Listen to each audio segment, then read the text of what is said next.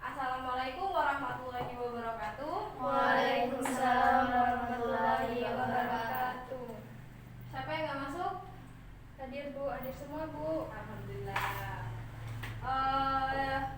Pertemuan kali ini Ibu akan menyampaikan materi tentang cara pengangkatan khalifah. Caranya itu ada dua. Yang pertama pemilihan secara langsung dan yang kedua pemilihan secara tidak langsung. Pemilihan secara langsung, setiap umat Islam yang sudah berhak untuk memilih dapat mengajukan pilihannya siapa yang dikehendaki untuk menjadi khalifah melalui pemilihan umum atau referendum. Dari Abdullah bin Umar radhiyallahu anhu berkata, dikatakan pada Umar, tidaklah engkau memilih khalifah. Umar berkata, jika saya memilih, maka telah memilih seseorang yang lebih baik dariku, yaitu Abu Bakar. Dan jika aku tinggalkan, maka telah meninggalkanmu urusan kekhalifahan. Orang lebih baik dariku yaitu Rasulullah, sedangkan ahlul hahlil wal adi dalam kitab Nihayatul Muhtaj ila Syahil Minhaj disebutkan adalah sekelompok manusia yang memiliki kedudukan dalam urusan din dan akhlak serta kemampuan dalam melihat kondisi dan mengatur umat. Mereka juga disebut dengan ahlul syura, ahli ra'i wa tadbir, atau yang disebut oleh para ulama dengan kumpulan para ulama dan pemimpin serta ahli tauhid yang mungkin dapat berkumpul. Dari ahlul syura inilah mereka mengatur berbagai permasalahan umat dalam berbagai masalah dunia dan akhirat. Jadi zaman dulu itu pas pemilihan khalifah itu yang kita beratkan adalah tentang dunia dan akhirat ya. Mereka itu menimbangkan akhirat dan akhirat. Berbeda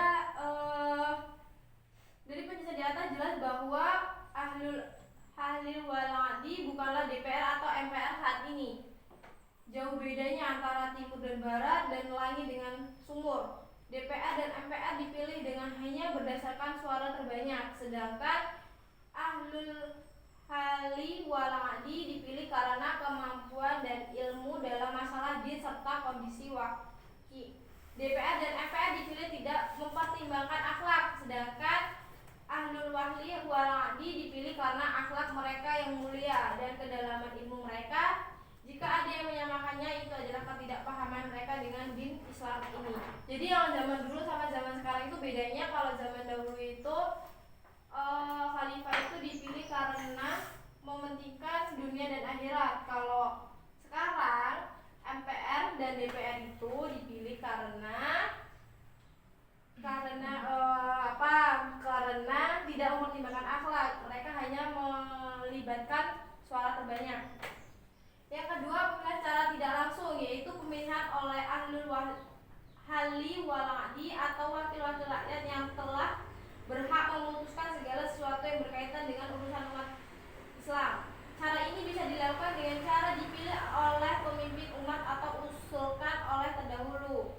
Seorang pemimpin memilih penggantinya dari umat Islam yang dia lihat layak untuk menempati kedudukannya. Ketika seorang khalifah merasa bahwa ajalnya telah dekat, dia mempermusyawarahkan kepada ahlul halu waladi untuk memilih calon penggantinya. Jadi pemilihan cara tidak langsung ini dia memilihnya langsung menunjuk kepada seorang ya. Jadi contohnya Mbak yang pakai jilbab coklat nih, saya menunjuk Mbak untuk menjadi ketua kelas untuk menggantikan saya, gitu ya. Bait khalifah, baiat khalifah. Baiat artinya sumpah kesetiaan atau sumpah kepercayaan atau yang banyak dikenal dengan sekarang pelantikan ya. Adapun isinya berupa ikrar pengangkatan seorang menjadi khalifah berdasarkan Al-Quran dan Sunnah serta janji melaksanakan keadilan dalam arti yang sebenar-benarnya. Naskah baiat itu bermacam-macam ya. Yang penting prinsipnya sama, yaitu pelantikan khalifah dan kesetiaan rakyat. Ditanyakan? Kalau cukup pertemuan kali ini Ibu cukupkan ya. Saya Nini, wassalamualaikum warahmatullahi wabarakatuh. Waalaikumsalam warahmatullahi